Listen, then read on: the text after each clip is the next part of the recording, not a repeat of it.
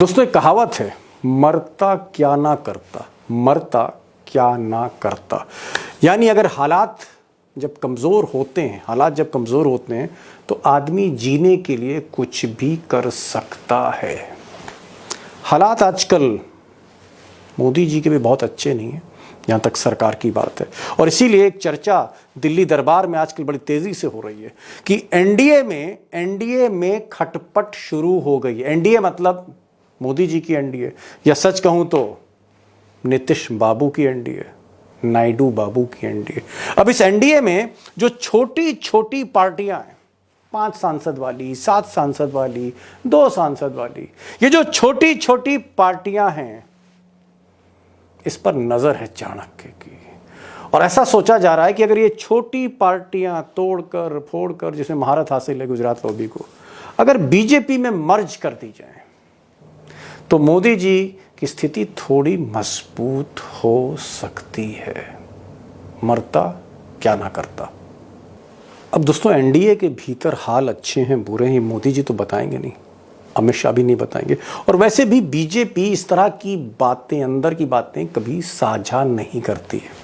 लेकिन जानकारों का कहना है कि मोदी जी मन ही मन चाहते हैं कि ये जो गिनती है 240 की, अल्पमत वाली गिनती जो उनको दिन रात परेशान कर रही है, 240, बीजेपी है 240, कहां 303 पर थी, कहां 240, ये गिनती उनको कहीं ना कहीं परेशान कर रही है। वो चाहे रूस में रहें, पोलैंड में रहें, यूक्रेन में रहें, ये गिनती पीछा नहीं छोड़ रही। और मोदी और शाइनी गुजरात लॉबी चाहते हैं कि इस गिनती को 240 से आगे बढ़ाया जाए, मे बी 250, 240 से 250, या जो आप यूं कह सकते हैं 255 प्लस, 240 से 255 प्लस तक ले जाना, ये एक इरादा है। और इससे फायदा क्या होगा? इससे फायदा ये होगा कि मोदी जी जो बैसाखियों पर चल रहे हैं, कहीं ना कहीं उनको एक जमीन मिलेगी खड़े होने की। और सबसे बड़ी बात, ये जो रोज रोज नीतीश और नायडू का प्रेशर है, दबाव है, गुजरात लॉबी इससे भी कहीं ना कहीं छुटकारा पाना चाहती है। क्योंकि लोग ऐसा कह रहे हैं बीजेपी के अंदर कि मोदी जी के गले तक अब पानी आ गया है सहयोगी दलों के डिमांड का। अब दोस्तों अक्सर जो कमज़ोर शाख होती वही सबसे पहले टूटती है, और ऐसी चर्चा है कि चिराग पासवान की जो पार्टी है, लोक जनशक्ति पार्टी राम विलास, LJP-RV, जो पहले भी टूटी थी, कुछ साल पहले टूटी थी, उस पर फिर से निशाना साधा जा रहा है। और इस निशाने के पीछे कहीं ना कहीं जो मंशा है वो नीतीश कुमार की भी है। नीतीश कुमार भी चाहते हैं कि चिराग पासवान का हिसाब होना चाहिए। वैसे भी 5 सांसद हैं लोक जनशक्ति पार्टी। क्या होने जा रहा है, एक्सपर्ट के साथ मैं आगे बात करूंगा, बड़ी खबर बताने जा रहा हूं। अब दोस्तों जिस तरह से चिराग पासवान की पार्टी टूटकर बनी थी, उसी तरह से एक पार्टी और टूटी थी, शिवसेना, महाराष्ट्र में, वो भी सहयोगी दल था। उसके नए नायक एकनाथ शिंदे साहब हैं, जिनको ओरिजिनल पार्टी, ओरिजिनल सिंबल दे दिया गया। लेकिन खबर यह है कि अगर महाराष्ट्र विधानसभा चुनाव में जिस तरह की लहर दिख रही महाराष्ट्र में, अगर दिवाली के बाद जो चुनाव हो रहे हैं, अगर उद्धव ठाकरे फिर से मुख्यमंत्री बनते हैं, तो शिंदे साहब की इस पार्टी का फिर क्या होगा? फिर सुप्रीम कोर्ट क्या बोलेगा? फिर फैसला क्या होगा? किसके हक में होगा? और ऐसी स्थिति से बचने के लिए ये जो पार्टी है शिंदे साहब की, इसका भी मर्जर हो सकता है। और अगर मर्जर होता है तो कहीं ना कहीं मोदी जी की गिनती बढ़ेगी। वैसे भी 7 सांसद शिंदे गुट में अभी भी हैं। नज़र गिनती पर है, शिंदे पर नहीं है। और सच्चाई दोस्तों ये भी है कि आज भले ही नीतीश और नायडू किंग मेकर बने, और खासकर नीतीश जिनकी तूती बोल रही है, नज़र इन पर भी है। नीतीश आज की तारीख में भले ही चिराग पासवान को कमज़ोर कर दें, लेकिन जो कुछ जेडीयू में हो रहा है, नीतीश की पार्टी में हो रहा है, वो चिराग पासवान की पार्टी से कहीं ज़्यादा बड़ा तूफान है। जेडीयू में एक तरह से 2 गुट बन चुके हैं। पार्टी अभी इंटैक्ट है, लेकिन 2 गुट अंदर ही अंदर है। एक सेकुलर गुट है, समाजवादी धारा का है, और एक गुट है जो संजय झा की सरपरस्ती में, जिसका झुकाव आरएसएस और बीजेपी की तरफ है, जिसका झुकाव सत्ता की तरफ है, केंद्र की सत्ता की तरफ है। और पार्टी में कभी भी, खासकर जो माइनॉरिटीज़ हैं, खासकर जो ओबीसी हैं, खासकर जो बैकवर्ड्स हैं, वो जो लीडरशिप है, कभी भी टूट सकती, कभी भी टूट सकती। और सबसे बड़ी चीज़ कि नीतीश कुमार के जो हेल्थ इश्यूज हैं उस पर भी नज़र है गुजरात लॉबी की। और लोग कह रहे हैं कि हो सकता है बिहार विधानसभा चुनाव से पहले कुछ बड़ा जेडीयू में ही हो जाए। जेडीयू के 12 सांसद हैं, बीजेपी टीडीपी के पास तीसरी बड़ी पार्टी जेडीयू, निशाने पर नीतीश कुमार भी हैं, नवीन पटनायक जैसा हाल उनका भी हो सकता है। चर्चा ये भी है दिल्ली दरबार में। अब दोस्तों आज का जो बड़ा सवाल है वो यही है कि क्या एनडीए में खटपट है, खटपट हो रही है, खटपट शुरू हो चुकी है, और क्या कुछ सहयोगी दलों पर निशाना है। और ये सहयोगी दलों की बात मैं इसलिए कह रहा हूं क्योंकि गुजरात लॉबी से पहले भी सहयोगी दलों को टारगेट कर तोड़ चुकी है। शिवसेना उसका सबसे प्रबल प्रमाण है। और भी कई पार्टियां हैं जिनको तोड़ा गया है बीजेपी ने कहीं ना कहीं अपना हित साधने के लिए। क्या एनडीए में खटपट है, और अगर है तो इसका क्या मतलब है कि ऑपरेशन लोटस एनडीए के अंदर ही शुरू हो गया है? ऐसा है क्या? बड़ा सवाल है क्योंकि कहीं ना कहीं ये राजनीति पर इंपैक्ट करेगा। मोदी जी अपनी गिनती बढ़ाना चाहते हैं और गिनती बढ़ाने के लिए नंबर कहां से आएंगे? नंबर तो एनडीए के भीतर से ही आएंगे। बड़ा सवाल है, क्या सच्चाई? इसको जानने के लिए आज दो खास मेहमानों को मैंने इनवाइट किया है। मामला बिहार का है और इसलिए मैं बिहार से मैंने अभिषेक कुमार जो डेटा जर्नलिस्ट हैं, बिहार के आप कह सकते हैं उभरते हुए हस्ताक्षर हैं पत्रकारिता के, उनको बुलाया है। लाइव वायर है बिहार की। अभिषेक कुमार को सुनिएगा खास जानकारियों के साथ। और हमारे साथ आज उमाकांत लखेड़ा सीनियर जर्नलिस्ट भी होंगे। दोनों को सुनिए, खुद तय करिए एनडीए में क्या हो रहा है, मोदी जी के घर के अंदर क्या हो रहा है। अभिषेक, सबसे पहले मैं आप ही के पास चलता हूं। पहले दिन से जब मोदी जी 240 पर आए थे तो ये अटकलें लग रही थी कि जो छोटी छोटी पार्टियां हैं एनडीए में, 5 सांसद वाली, 4 सांसद वाली, 7 सांसद वाली, इनके लिए रास्ता इतना आसान नहीं होगा, कुछ भी हो सकता है इनके साथ।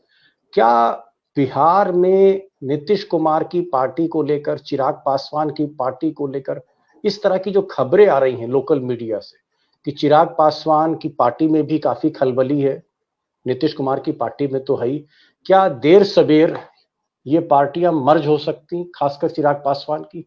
क्या खबरें हैं बिहार से? दीपक जी, बाढ़ आने के पहले कोई भी समझदार आदमी ऊंचे मचान की खोज में रहता है कि किसी ऊंचे मचान पर अपनी झोपड़ी को लेकर चले, ताकि बाढ़ में अपना ठिकाना, अपना आशियाना, अपनी छत पर बचा रहे। बीजेपी इसी कोशिश में है। हरियाणा, महाराष्ट्र, झारखंड चुनाव के बाद जो अलग अलग सहयोगी दल उसे सपोर्ट कर रहे हैं, उनका मिजाज क्या होगा, और इंडिया अलायंस जो सत्ता के बेहद करीब है, वो सत्ता के करीब ना पहुंच जाए, अलायंस भाग ना जाए, इसके पहले उनके सहयोगी दलों को एक एक कर तोड़ने की तैयारी की खबरें आ रही है। सबसे पहला निशाना एनडीए में 5वें नंबर की पार्टी चिराग पासवान की पार्टी। चिराग पासवान की पार्टी में ऑपरेशन लोटस इस बार करीब करीब तय बताया जा रहा है। 5 में 2/3 सांसद जो दल बदल के लिए रिक्विजिट नंबर है वो 4 होते हैं, 3.4 यानी 4 कम से कम जी। 4 सांसदों में एक उनके बहनोई है, 3 अन्य हैं। तो 3 को तो पूरा किया जा सकता है, चौथे को कैसे लाया जाए, ये कवायद चल रही है, ऐसी खबरें हैं। क्योंकि कई बार तो टेलीविजन कैमरे पर भी देखा जा रहा है कि बीजेपी और लोजपा के स्पोक्स पर्सन के बीच बहुत अच्छे संबंध नहीं है। दूसरा, चिराग पासवान ने कई बिल पर, कई मुद्दों पर बीजेपी से मुख्तलिफ राय रखी है, उनकी राय अलग रही है भाजपा से। आप देखिए वक्फ बोर्ड का मामला, आप SC ST पर सुप्रीम कोर्ट का जो फैसला है उसको लेकर जिस तरह से चिराग पासवान का रुख था, कई ऐसे सवाल खड़े हो रहे हैं जिसको लेकर के चिराग पासवान से नाखुश बताई जा रही है बीजेपी। जबकि ये तो हनुमान बने हुए थे बीजेपी के 2020 के विधानसभा चुनाव में। नरेंद्र मोदी का हनुमान बनकर नीतीश कुमार को समाप्त करने में लगे। एक बार ऑपरेशन लोटस हुआ तो कहा गया कि नीतीश कुमार के दूत ललन सिंह के कहने पे हुआ, 6 में 5 सांसद चिराग को छोड़ के चले गए। और इस बार जो हो रहा है, इस बार जो चर्चा है, खुश तो नीतीश कुमार जरूर होंगे इस पूरे खेल से। जी नहीं, समझ के नीतीश कुमार और चिराग पासवान की बनती नहीं है, लेकिन आप कह रहे हैं कि अगर चिराग पासवान की पार्टी पर या उनके कुछ सांसदों पर डोरे डाले जा रहे हैं, पर्दे के पीछे से बीजेपी का ऑपरेशन लोटस चल रहा है, तो मुझे लगता है कि चिराग पासवान जैसी स्थिति नीतीश कुमार की भी है। और मैं ये चीज पूछना चाहूंगा लकड़ा साहब से। लकड़ा साहब, चिराग पासवान की पार्टी के साथ कुछ भी हो सकता है, ऐसे खबरें बिहार पटना से आ रही हैं और अभिषेक बता रहे हैं। ये बताइए कि अगर चिराग पासवान की पार्टी टूट सकती है, आगे तोड़ी जा सकती है, नीतीश कुमार की पार्टी कितनी मजबूत है? क्या नवीन पटनायक जैसा हाल हो सकता है नीतीश कुमार का? देखिए, नीतीश कुमार लगातार जब से उन्होंने समर्थन दिया है और वहां कार्यकारी अध्यक्ष झा जी को बनाया है अपनी पार्टी के, तब से लेकर के लगातार वो एक इनसिक्योरिटी में, असुरक्षा में उनकी पार्टी है और उनकी पार्टी से लगातार संवाद बना हुआ है बीजेपी के नेताओं का। और इससे नीतीश कुमार बहुत तिलमिलाए हुए हैं, परेशान हैं, उनके जो शुभचिंतक हैं। और मुझे ऐसा लगता है कि नीतीश कुमार के साथ, क्योंकि बीजेपी को अभी बिजनेस करना है, 2025 में चुनाव लड़ना है, तो घोड़े के साथ काठी का भी सौदा होना है। तो ये जो दांव पेच है, ये क्या मिलकर के चुनाव लड़ेंगे? अगर मिलकर के चुनाव लड़ेंगे और मिलकर के चुनाव लड़ने के पहले आप नेगोशिएशन करेंगे, तोड़फोड़ करेंगे, प्रेशर ग्रुप तैयार करेंगे, तो उससे उसका नतीजा क्या होगा कि 2025 की जो खिचड़ी पकने वाली है एनडीए की, नीतीश कुमार और बीजेपी की, वो तो पकने से रही। और अब तो ये है कि अगर अभी से अविश्वास की खाई पैदा हो जाएगी तो निश्चित रूप से ये एनडीए कलप्स कर सकता है। क्योंकि जैसे अभिषेक बाबू बता रहे हैं कि चिराग पासवान से अगर इनकी खटपट शुरू होगी तो चिराग पासवान भी लंबी रेस का घोड़ा है, अपने को लंबी रेस का घोड़ा मानते हैं और उनको लगता है कि बीजेपी डूबता हुआ जहाज है और ये डूबते हुए जहाज में हम लंबे समय तक बैठेंगे तो नवीन पटनायक की हाल होने में ज्यादा टाइम नहीं लगेगा। ये तो अभी विधानसभा में नवीन पटनायक बन जाएंगे, तो बहुत मुश्किल है डगर, ऐसा मैं मानता हूं जी। बहुत मुश्किल है डगर पनघट की, ये लखेड़ा साहब कह रहे हैं। अभिषेक, आपको क्या लगता है कि अगर चिराग पासवान 5 सांसद हैं, नीतीश कुमार 12 सांसद हैं, उनकी पार्टी जेडीयू में 12 और 5 17 हो गए, अगर 17 ये 240 में जुड़ जाते हैं तो मोदी जी 260 के आसपास हैं, फिर 10-12 सांसद तो कोई बड़ी बात नहीं है। नॉर्थ ईस्ट है और बहुत सी पार्टी है। आपको लगता है कि सुप्रीम कोर्ट देर सवेर कोई ऐसा डिसीजन दे दे, खासकर महाराष्ट्र विधानसभा के बाद, अगर मान लीजिए उद्धव ठाकरे स्वीप कर जाते हैं, विधानसभा में फिर से वो अपनी सरकार बनाते हैं, क्या ऐसी स्थिति में वो क्लेम कर सकते हैं कि भाई शिवसेना बाला साहब ठाकरे की ही पार्टी थी, इसको गलत तरीके से तोड़ा गया, और कोई चंद्रचूड़ उनके हक में फैसला दे दे, तो क्या एकनाथ शिंदे के जो 7 सांसद हैं ये मर्जर कर सकते हैं? क्या ये मर्ज हो सकते हैं बीजेपी के साथ ऐसी स्थिति में? क्योंकि बीजेपी के लिए वो बहुत अनुकूल स्थिति होगी। दीपक जी, सबसे पहले ये बता दें कि चंद्रचूड़ महाराष्ट्र चुनाव के पहले ही रिटायर हो जाएंगे। जी हाँ, चंद्रचूड़ जैसा जज जी, चंद्रचूड़ जैसा जज जी, मैंने कहा जी। महाराष्ट्र के मामले में, खासकर शिवसेना और एनसीपी के मामले में, स्वाभाविक है कि जो फैसला शिवसेना के लिए होगा एनसीपी पर भी उसी तरह का फैसला लागू होगा, क्योंकि दोनों पार्टियों ने लोकसभा चुनाव में प्रूव किया है, विधानसभा चुनाव में भी आसार ऐसे ही। सुप्रीम कोर्ट का फैसला सबसे पहले अनआइडेंटिफाइड मेंबर के तौर पर शिंदे गुट के सांसदों को लोकसभा में बना देगा कि वो अनआइडेंटिफाइड ग्रुप के मेंबर है, और उन्हें विद इन 6 मंथ, जहां तक वो नियम कायदा मुझे पता है, जितना पता है, मैं कोई विधिवेत्ता तो नहीं हूं, लेकिन जितना पता है, अनआइडेंटिफाइड मेंबर, ध्यान रखिए अनआइडेंटिफाइड और निर्दलीय में फर्क होता है, उनको किसी ना किसी दल के साथ जा सकते हैं 6 महीने, उसके बाद नहीं जा सकते। तो कहीं ना कहीं उन्हें जाना होगा। महाराष्ट्र में बिना पैसे वाला राजनीति नहीं कर सकता, आप जानते हैं। और महाराष्ट्र ये बताइए, जहां सांसद और विधायकों पर ईडी के माध्यम से अपनी पार्टी में शामिल होने का दबाव बहुत आसानी से बनाया जा सकता है। नहीं, मैं एक चीज यहां पूछ रहा हूं कि जैसे मोदी जी ने उनके जो सहयोगी दल है उनको तोड़ा है, तो मैं कोई बहुत चौंकाने वाली चीज नहीं अपने दोस्तों को बता रहा हूं। शिवसेना उनके सहयोगी दल थी, उसको तोड़ दिया। चिराग पासवान, रामविलास पासवान की जो पार्टी थी उसको तोड़ा, वो भी सहयोगी दल थे मोदी जी के। चौटाला, फिर से चिराग जी चौटाला है, और इस तरह से मैं कह रहा हूं कई इस तरह के उदाहरण हैं जहां मोदी जी ने अपनी सहयोगी दलों को तोड़ा है। मैं एक चीज आपसे पूछना ही चाह रहा हूं कि भाई अगर नीतीश कुमार आपका साथ दे रहे हैं, चिराग पासवान आपका साथ दे रहे हैं, एकनाथ शिंदे आपके भक्त बने हुए हैं, भक्त हैं वो तो मोदी जी के, अगर इन लोगों की पार्टियां तोड़ के बीजेपी 240 से 260 265 आ जाती, सिर्फ बीजेपी को लाभ क्या है? अगर बीजेपी 240 से 260 पहुंच जाती मान लीजिए, what is the advantage to Modi and Amit Shah? फिर उनकी सरकार 5 साल चलेगी। नरेंद्र मोदी अरे भाई फिर भी तो 260 अल्पमत की में ही है। संख्या छोड़ दीजिए, 255 को भी पार कर गए, तब भी नरेंद्र मोदी की सरकार 5 साल का कार्यकाल पूरा कर लेगी, इस बात को तय मानिए। ओके लेकिन सवाल यह है कि क्या चिराग पासवान के ऑपरेशन के बाद और शिंदे गुट का ऑपरेशन यदि होता है उसके बाद क्या जेडीयू और टीडीपी को तोड़ पाना इनके लिए आसान होगा? जनता दल यूनाइटेड का मामला दूसरा है। जनता दल यूनाइटेड दो तरीके से चिराग पासवान को खत्म करने की कोशिश कर रहा है। एक तरफ पार्टी तोड़ने का तोहमत बीजेपी के ऊपर जाए, दूसरी तरफ सुप्रीम कोर्ट ने रास्ता खोल दिया कि जो काम नीतीश कुमार ने दलित महादलित करके सोशल वेलफेयर स्कीम में किया था, अब उसे आरक्षण की शक्ल दे दी जाए, दलितों के बीच सब क्लासिफिकेशन करके। जीतन राम मांझी से जो बयान था, कहा गया कि वो नीतीश कुमार ने दिलवाया है। अब उसके बाद जब वो काम नीतीश कुमार, ध्यान रखिए, जल्दी करेंगे, और वो काम करने के बाद चिराग पासवान एनडीए गठबंधन के फोल्ड में कितने दिन या कितने घंटे रुक पाएंगे, ये सवाल है। घेराबंदी चिराग पासवान किया जा रहा है कि आप जाइए, समझ गए, और घेराबंदी है। बीजेपी की स्थिति में बता दूं दीपक जी, बीजेपी को राजनीतिक तौर पर पिछले 1.5 साल में नीतीश कुमार ने मृत प्राय बना दिया है। बिहार में बीजेपी किसी इंडेंजर्ड स्पीशीज की तरह हो गई है, उसका कांग्रेसीकरण हो गया है। समझ गया, आपकी बात समझ गया कि आप कह रहे हैं कि पार्लियामेंट के नंबर गेम के लिए खेल हो रहा है और कुछ नहीं है। पार्लियामेंट के नंबर गेम के लिए खेल हो रहा है, चिराग पासवान की घेराबंदी है। नीतीश कुमार भी पुराना बदला है, पुरानी अदावत जो उनकी चिराग पासवान से, उसका भी निपटारा करना चाहते हैं। खैर ये सारी चीजें मैं तो लखेड़ा साहब से पूछ रहा हूँ। लखेड़ा साहब ये बताइए, अगर मोदी जी इस वक्त 240 सांसद हैं, तोड़फोड़ करके, मतलब अपने घर में तोड़फोड़ करके मर्ज हो जाता है, ये 240 से गिनती मान लीजिए 250 क्रॉस कर जाती है, 250 255 पे मोदी पहुंच जाते हैं, तो 255 से क्या फायदा? अगर मोदी के पास 255 260 सांसद हो गए, उससे क्या फायदा है मोदी को? देखिए, इनको जो सबसे बड़ा खतरा है वो चंद्रबाबू नायडू और नीतीश कुमार से है।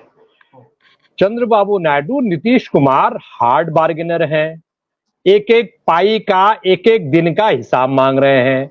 बजट में 2025 का जो बजट है, जो फरवरी में पेश हो जाएगा, 2025 का अभी काउंटडाउन शुरू होने वाला, अभी नवंबर दिसंबर में मीटिंग शुरू हो जाएगी बजट की, नवंबर में शुरू हो जाएगी दिवाली के बाद।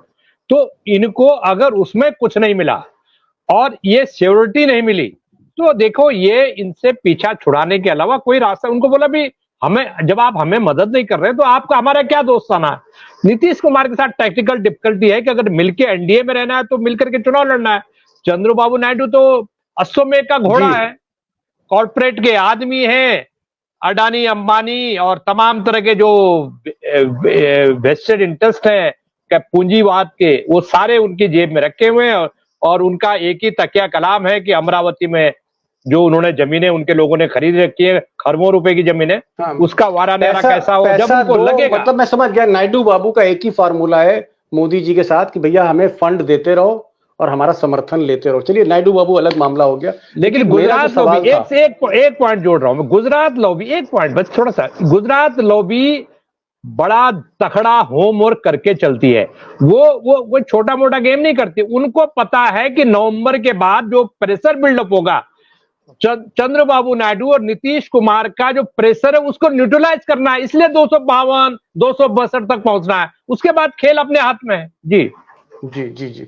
एक अंतिम सवाल अभिषेक, चिराग पासवान से आपकी बातचीत हुई हो, चिराग पासवान के कुछ खास लोगों से बातचीत हो, क्या चिराग पासवान को इस बात का एहसास है कि उनकी पार्टी में दोबारा तोड़फोड़ हो सकती है? क्या इस तरह का एहसास है कि गड़बड़ हो रहा है उनके साथ? देखिए, चिराग पासवान हमेशा मुगालते में रहते हैं, पहली बात, और मुगालते में रहते हैं इस वजह से उनकी पार्टी पिछली बार टूटी। दूसरी बात, पिछली बार भी पार्टी टूटी थी, उनकी पार्टी टूटी थी, 6 में 5 सांसद, चाचा भाई सब चले गए थे बागी गुट में। और बीजेपी ने ही तोड़ी थी पार्टी। तोड़ी नीतीश कुमार ने थी, लेकिन स्वाभाविक है कि लोकसभा अध्यक्ष का सहयोग तो लिया गया था। संसदीय दल को तोड़ने में बिना लोकसभा अध्यक्ष की सहमति के कैसे उस पर मुहर लगेगी? जी। दूसरी चीज, नीतीश कुमार चिराग पासवान की राजनीति को खत्म करना चाहते हैं, ये बात दबी ढकी नहीं है। लेकिन जो बात आप पूछ रहे हैं उसके पहले एक बात जाननी ये जरूरी है दीपक जी, कि नीतीश कुमार तभी तक एनडीए गठबंधन में है जब तक उनका विधायक दल लालू यादव के विधायक दल से बड़ा नहीं हो जाता। वो चाहते हैं चुनाव, वो चाहते हैं कि सेकुलर फोल्ड में जाए तो एक अस्थाई सरकार 5 साल की चलाए, कोई बिग ब्रदर एटीट्यूड लेकर उनके सामने खड़ा न रहे। और इसके लिए उन्हें एनडीए के साथ मिलकर चुनाव लड़ना है। चुनाव लड़ने में कोई चिराग मॉडल ना सामने आए, वो सुनिश्चित करना है। और इसके लिए चिराग पासवान की पार्टी को मटियामेट करना है उनको। ठीक, चलिए मेरी बात हो रही थी जेडीयू के एक नेता से। दीपक समझ गया, दिलचस्प घटना में बताता हूँ। चिराग के लिए मैं यही कहूंगा कि घर के चिराग से घर को आग लग रही जो कहा। दीपक जी एक छोटी सी दिलचस्प घटना में 10 सेकंड में बता देता हूँ जी। लोकसभा चुनाव के समय मेरी बात हो रही थी जेडीयू के एक बड़े नेता से, कोर ग्रुप के मेंबर से, नीतीश कुमार। उन्होंने चिराग पासवान के मुद्दे पर कहा, अपने देशज लैंग्वेज में कहा कि चिराग पासवान का नाम सुनते ही नीतीश कुमार के घुटना का लहर कपार पर चढ़ जाता है, यानी सर पर चढ़ जाता है, गुस्सा हो जाते हैं वो चिराग का नाम आते ही, नाम सुनते ही। तो थोड़े चिराग को हम अलग रखते हैं, चिराग को अलग रखते हैं। लास्ट क्वेश्चन में पूछ रहा हूँ लखेड़ा साहब से। लखेड़ा साहब, नीतीश कुमार वैसे तो पूरी तरह से फिट हैं, लेकिन कुछ हेल्थ इश्यूज उनके हैं, उम्र भी हो रही है, और पार्टी में कोई वली वारिस भी नहीं है, कोई फैमिली पार्टी नहीं है, कोई इस तरह की पार्टी नहीं। यानी नीतीश कुमार जब रिटायर होंगे तो जेडीयू भी रिटायर हो जाएगी। ये कोई बहुत बड़ी बात मैं नहीं कह रहा हूँ, सबको पता है बिहार में। क्या आप देखते हैं अगर ये हेल्थ इश्यूज थोड़े से एग्रीवेट करते हैं, या नीतीश कुमार की जेडीयू चुनाव हार जाती है या अच्छा परफॉर्म नहीं करती बिहार में, तो क्या नीतीश कुमार का आप जो एपिसोड है वो नवीन पटनायक जैसा देख रहे हैं, जो उड़ीसा में नवीन पटनायक के साथ हुआ? जब नवीन पटनायक कमजोर होने लगे, उनकी उम्र होने लगी, उनके भी हेल्थ इश्यूज होने लगे, और नवीन पटनायक की जो पार्टी है बीजेडी, उसमें भी कोई वली वारिस नहीं है, तो हमने देखा किस तरह से वो पार्टी तहस नहस कर दी गई। जेडीयू का आपको फ्यूचर क्या लगता है? देखिए, जेडीयू जो है शिव जी की बारात है, उसमें हर तरह के सोशलिस्ट भी हैं, अपॉर्चुनिस्ट भी हैं। वो सोशलिस्ट और अपॉर्चुनिस्ट का एक कॉम्बिनेशन बना हुआ है, और उस कॉम्बिनेशन के बीच में जब उनके जो प्रणेता हैं, उनके प्रणेता सूत्रधार नीतीश कुमार जी का ये जो राजनीतिक पटल से अगर वो हट गए या संन्यास ले लिया या वो तबीयत उनकी खराब होगी, तो निश्चित रूप से जिसको जहां ठौर मिलेगा, जो जाति, बिहार में जातियां हैं, जाति के हिसाब से जिनको ठौर मिलेगा वो जाति तलाशेगा, जिनको लोकसभा सीट के हिसाब से ठौर मिलेगा वो लोकसभा और विधानसभा सीट तलाशेगा। तो मुझे नहीं लगता कि बहुत बड़ा फ्यूचर है जी। कुछ लोग, आपका इशारा है, लालू की तरफ चले जाएंगे, और कुछ लोग होंगे जो संजय झा हो सकता है, उसको कहते हैं कि एक दिल के टुकड़े हजार हुए, कोई इधर गिरा, कोई उधर गिरा, कोई उधर गिरा। बहरहाल यही हाल कमोबेश इस वक्त बीजेपी का भी है, और बीजेपी, जैसा कि हमारे दोनों पैनलिस्ट ने दोस्तों बताया, कि नवंबर में जब चारों राज्यों के नतीजे आपके सामने होंगे, अगर हरियाणा बीजेपी हारती है, इस तरह के इंडिकेशंस आ रहे हैं सर्वे रिपोर्ट्स में, महाराष्ट्र में बीजेपी की हालत बहुत खराब है, वही स्थिति इस वक्त झारखंड में। और अगर ये चुनाव बीजेपी के हाथ से निकलते हैं तो एक प्रेशर होगा मोदी पर, अमित शाह पर, और इसी की तैयारी कर रहे हैं। मोदी चाहते हैं कि तब तक नवंबर तक कम से कम बीजेपी अपनी स्ट्रेंथ को कंसोलिडेट करे, लोकसभा में अपनी गिनती को थोड़ा मजबूत करे, यानी 240 से 250 के ऊपर निकले, सो दैट वो नायडू और नीतीश को टैकल कर सके। और यही स्थिति में सबसे ज्यादा खतरा एकनाथ शिंदे की पार्टी को हो सकता है, चिराग पासवान की पार्टी को हो सकता है, देर सवेर यही हाल जेडीयू का भी हो सकता है।